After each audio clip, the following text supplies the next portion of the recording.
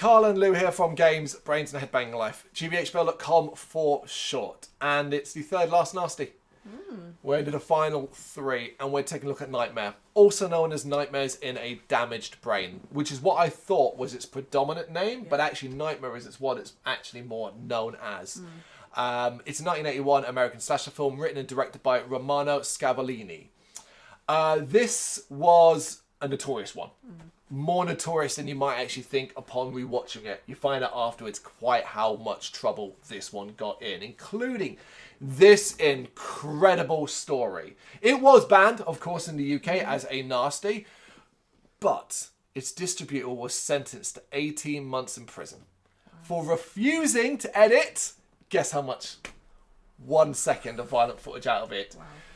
I mean, I admire your stance, your dedication, and your refusal to just bend to this fucking insane panic that occurred in the 80s. 1 second. 1 second, 18 months in prison. It is the only title to receive prosecution and have its distributor spend time incarcerated. So it is infamous for that. And yeah, that's incredible. That's incredible. But famously as well, this story, as with all fucking things, meant this film became sought after. Yeah. And even back in the 80s, costs of it on the black market were reaching £100 in the 80s. That's crazy. People just wanted to know what was so bad that it got someone sentenced to prison. I mean, that's fucking fascinating. It is. And rewatching it right now, I can see it. This movie can be incredibly violent and gory. Yeah. But mainly because it puts children in a position. That's what you're going to come unstuck. 2 children in this. One is involved in a bloody, brutal axe murder, murdering 2 adults who are currently banging during sex, and another uses a gun. And it goes on a long, long time, and a lot of shots are fired. Yeah. There's a lot going on here. It all makes complete sense. It even opens its first 2 minutes, first 30 seconds, open with one of the goriest scenes in Nasties, I think, personally. Yeah. It is quite something. It was re-released with 3 minutes of pre-cuts in 2005. And as far as I'm aware, it's not actually available uncut completely at this stage. So there is that. But notoriety wasn't the only thing that gained this movie fame. And I did some reading up about this because I thought the first line wasn't going to fly. And I wanted to understand a little bit more about it. So I did. And I'm kind of struggling to believe a certain person now. So the film gained controversy for claiming in its press material that Tom Savini had provided the film's special effects. In fact, when his name came in the credits, you went, oh, cool. Yeah, a lot of people probably did. But Savini has denied this, vehemently denied this. So, this is where you start digging. According to the director, Romano, he says, and the artist, he says, but alongside the artists, Daryl Ferrucci, Ed French, Joanne Hansen and Robin Stevens were responsible for the prosthetic effects, crafting the dummies used as corpses in the film. They received credit as special effects makeup artist and special effects makeup assistant. This work was completed in New York City, according to the director. On set, he claims that Savini was present and oversaw the directing of all master special effects sequences, including the beheading scene of George's mother and father. Because that's word against word. Yeah. Right? Fair enough. The director states it was incontrovertible that Savini contributed to the film and added, I never understood why he is denied having worked on the set. Though he suggested it may have been a result of a salary disagreement between Savini and Goldman Productions. But again, word against word. However, in 2014, actor Baird Stafford, who of course played the main man, confirmed Savini's presence on the set. And just to add even more weight to it, photographs have since come out of Savini on the film. So he was involved. Whether he was involved in the way it suggested, he was there. I don't know why you deny it. Well, if there was a salary dispute and stuff like that, and let's say they weren't paying you as much as you thought, or they reneged on certain deals of it, you're like, I want off my name off that writing credits. We're not going to take it off. Yeah. Your name sells films. Yeah. Yeah? It's interesting, right? Maybe one day he'll go, yeah, you know what, fuck it, it was because of this. But right now, because photographs of him being on the set don't necessarily say he was responsible for the directing of the effects. Do you see what I mean? Like, it doesn't completely 100% confirm it, but that's a lot of evidence mounting up when Savini says, no, I wasn't. Doesn't really matter. Put it this way, the effects are great. They really are. The overall plot basically follows a man who is slowly losing his mind after being subjected, well, he was mental before, and now subjected to a medical experiment, which should have made him better and more upstanding citizen, goes wrong. Whoa, that shit is dry. Yeah, but they're so quick. We'll get on to that as we talk through it. So the cast. Baird Stafford as George Tatum. I think he's really good in this. He really is good. His problem is that there's not a lot he gets to do at times. And the dryness of the script holds him back. Yeah, he's not got a classic kind of Hollywood look. No. He does look quite... He's tall, gangly, not particularly good looking. No, and I think that suits the character.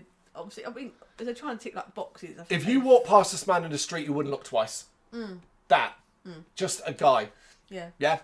Sharon Smith as Susan Temper, CJ Cook as CJ Temper, Mick Cribben as Bob Rosen, love Bob, Danny Ronan as Kathy, Tammy Patterson as Tammy Temper, Kim Patterson as Kim Temper, and Kathleen Ferguson as Barbara. That's the majority of the cast. So yeah, George Tatum, Baird Stafford's character, we quickly kind of get up to speed at the start, was incarcerated in New York City for many years after murdering and sexually mutilating a family in Brooklyn.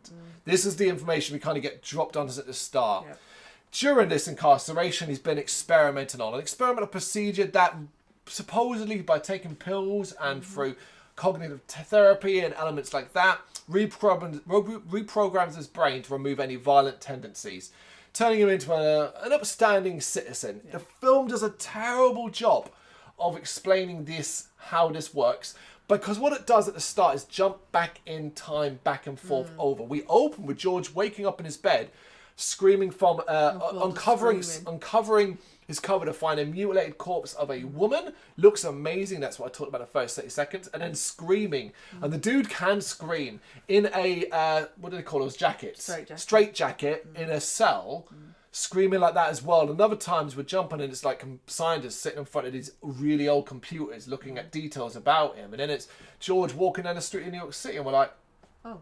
What? Wow, yeah, that was quick treatment. There's a voiceover that tries to fill you in a lot of the details, and we eventually do work out that they basically decided he was fine, ready to go out into the world, take a medication, check in with the doctor once a week, and everything would be okay. However, he's getting still plagued by nightmares of an incident from his childhood that he doesn't remember. We see this. We see flashes of this young boy, white, bow tie, proper little nerd, covered in blood. But again, that doesn't always make it clear that that's his dream. Just sort of seems to sometimes be cut into the film. Eventually we'll learn that not only is it learned that it's not only a dream, it's him as a child. Yeah. And the events that would follow it as well. But then we're walking down the street of New York. That's probably one of my favourite moments of the film. As we follow George walking down the street in New York, and you're kind of getting this image of New York from the 80s. The dirt, the grime, the seediness, the sex shops, the peep shows, all this. It's wonderful. That was really... really showed how it probably is. There was no glamour to that. There's no gloss to that. And I know a scene that probably got it. There's scenes in that probably got it and put it on the list. Well, yeah, because we would go into the peep show, yeah. Yeah, when he goes into the peep show, like the grubbiness of that. There's a woman pleasuring herself behind one of the windows in the booth, and obviously that's going to put it straight on a troublesome list. Indeed. Of course, you don't see anything in that, but it's certainly implied, and it's not exactly shy about it, Yeah, this... After George goes to his peep show, seems to trigger a more lengthy flashback to his mother's murder as well. This, randomly, we don't really follow it, sees George and get in a car and then leaves New York City as we basically see him travelling across country to Florida.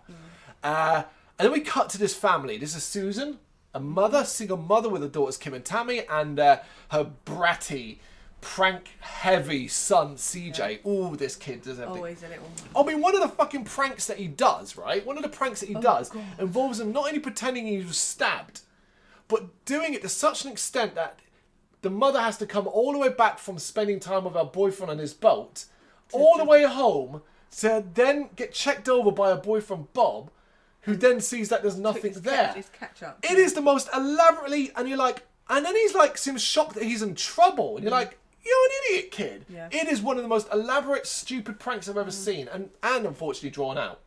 Yeah.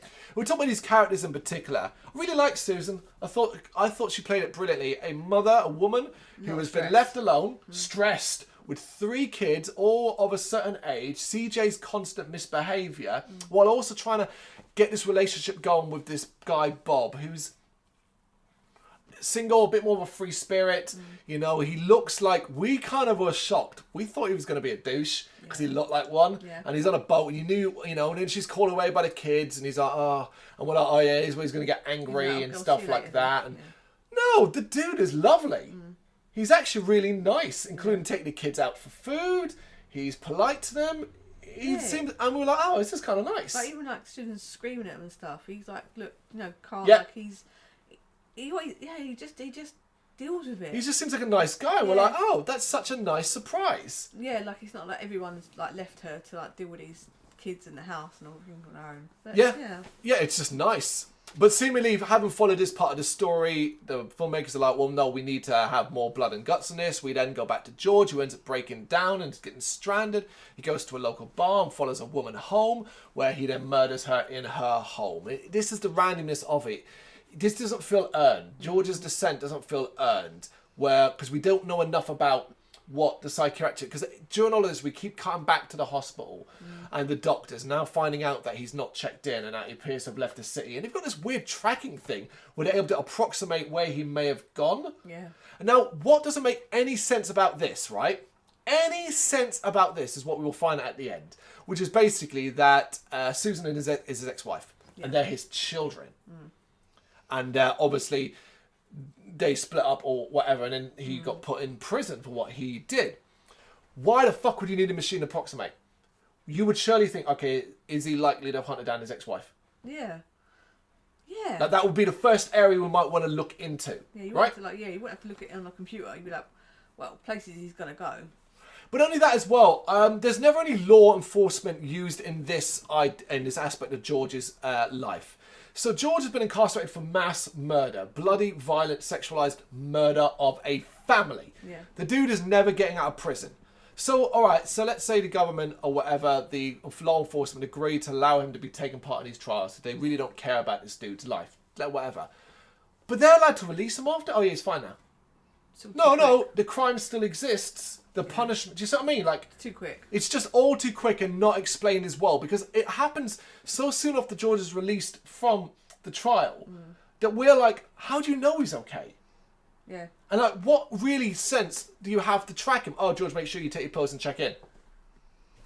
Is that it? Yeah, it's really. Is that it? So unsurprisingly, when he goes bloody missing, but yeah, they're trying to track him down.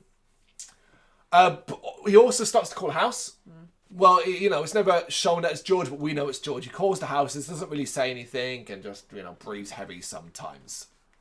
The babysitter ends up receiving a lot of these calls, also suffering the pranks from CJ, and CJ even says that he's being followed by a man, which makes us realise that George is obviously now in town. But of course, boy cried wolf. Just more pranks from this brat. But then we get a very long and probably the most boring sequence in it regarding murder, where classmates CJ and a teenage girl in like an abandoned house near the river get killed in there. Aside from showing sort of crappy makeup of effects of the corpse, there's nothing too violent in this one either. There was a hilarious bit that afterwards, when the bodies are found and CJ is called to the crime scene, mother brings CJ and the kids, and the police officer makes CJ look at the dead bodies while demanding what he knows. It's one of the worst bits of policing you'll ever see in a Nasty. And we've seen some bad policing. Horrendous, absolute stuff. Susan wants to go to a party with Bob. Well, she's a bit unsure about it, but Bob basically like, this is important for my career. I want you there to, you know, support and to be able to show you off, basically that kind of thing. So she does agree to go because Kathy agrees to babysit, and that's when George infiltrates the house, and the film just falls apart here. It's already been quite dry up to this point and a bit like nonsensical, but here we get what should have been 10 minutes dragged out to double, triple that, as it just goes on forever in this tiny house, this stalk and kill sequence of just get on with it, which eventually leads to Kathy and her boyfriend being killed as well, and he puts on one of CJ's Halloween mask for some reason.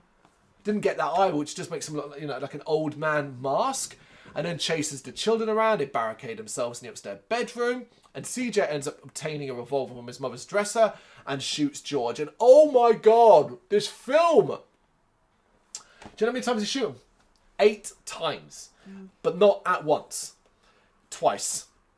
George gets back up. Yeah. Shot again. Move to the next room. Yeah. George continues to get back up. Shot again. Move up the stairs. Do you know what I mean? Shot again. It is so... What the fuck? First off, it's impossibly unbelievable he's not superhuman. What is that? What is that? It's just with the mask on as well, it just starts to make it look like Michael Myers nonsense. Yeah. You know? But it's so stupid and it's so drawn out. And it's... Why is it so drawn out? But eventually George starts to die and then he gets the full memory of what happened to him as a kid. We'd seen this throughout, but he kept expanding and expanding. Basically, he was coming back from church, found his father in bed with a woman. I don't know if she was a prostitute or another woman he was having an affair with. Basically, she's beating him. Yeah. It's one of those sex acts. She's slapping him around the face, that kind of thing. Seemingly disgusted by this, George, as a child, goes down and gets an axe, comes back and murders them both in bloody fashion. And it is violent and very, very bloody. Yeah. I'd love to know where that 1 second is. It's got to be from this sequence. And I suspect it's when the axe goes in the head. It's got to be. It's got to be that. Yeah. 1 second cuts that completely, I reckon, because it's a brief flash moment. Yeah. I reckon it's 18 months in prison, mate. For that. Banging. I mean, I doubt you served 18 months, but still, Yeah. like the sentencing is incredible. That's only a criminal record for the rest of your life. But what a story you've got. You served 18 months. You got sentenced to 18 months in prison. Yeah, because of this. Yeah. Oh, you badass. Absolutely amazing. So yeah, that's why what George did as a kid. And you're like, hold up. How does that work? So are they saying that then George was incarcerated then as a child and then he grew up in prison? And do you see what I mean? Like, where does this tie into? Because at the start it's implied that George killed obviously a family and murdered them and that's why he's been in prison. But does that cut back to him as being a kid? Or as a kid was he let free? No. It doesn't do a good job of explaining this. It doesn't at all. So yeah, that's the basic crux of the story. And that's fine. If it had been interesting to get to this point. Also, if I hadn't spent so many times flashing back to this same scene, pretty much making it clear to us. Because it was like, well, why else are we flashing back to this? It's his memory. Yeah. Clearly he's the kid. That's his father. I thought his father and mother. He called his father and mother in a kind of, what did he call it? Sado? Yeah, so masochist. Yeah, masochist. Yeah, that kind of thing. I thought maybe that, but it wasn't that apparently. No. Yeah. Susan returns home after all the trouble and on the removal of George's body reveals that that's her husband. We'd already guessed that. We'd already guessed that actually. I don't really think there's anything to tell you or clue you in that. I think we were probably we were bored and just trying to find things that made the movie more interesting. We're like, well, what if he's the father? It makes sense because of this, that, and whatever. Yeah. And that's why he's gone down there. It did. But then we end with what I think is just the worst final scene it probably could have done, which is we've got a CJ sitting in a police car and he looks at the camera and then winks. And I'm like, well, what's that mean? Are you trying to sort of say, what does that mean? Like, what does that mean? It feels like we're just going to he's going to be the next generation of like... But by him winking, it suggests that he's like, I'm letting you know something. Which was what? That you enjoyed the killing? Maybe do that? I don't know. I don't get it. And that whole like father like son thing doesn't really work because the boy, other than playing extreme pranks, didn't have violent tendencies. How about you cut out some of the filler scenes and replace them with him torturing an animal? So we see those early developments of a psychotic mind, perhaps, and elements like that maybe work a bit better. Right, so I don't like it. No. Overall, I think it's too boring, too dry, and too nonsensical to really, really enjoy. However, it is one of those rare things. I think this is one of the most obvious nasties and a clear reason why the rating system had to come in. Yeah. This has everything in it. This has uber violence, children involved in violence, a lot of blood, guts, and different styles of death. It has sexual violence. It has it all said, shown, experienced here. It is an extreme movie without always showing you how extreme it is. Even from something as simple as you say, walking down that street in New York felt so dirty and grim and grotty. The way it's filmed, the way it's shot. This feels like a dirty movie. Yeah. And that is really, really incredible. That even at this late stage of this series, I can come away thinking that. Yeah. but I don't like it. I don't care for it. It was... So, we should probably own up to this. This is the second time we watched this film. The first time we watched it, we both fell asleep about 3/4 of the way through it. I don't fall asleep watching movies unless I'm exhausted. I do. But you do, but I don't. Yeah. We both fell asleep. Yeah. We both woke up near the end in the house and we're like, oh shit.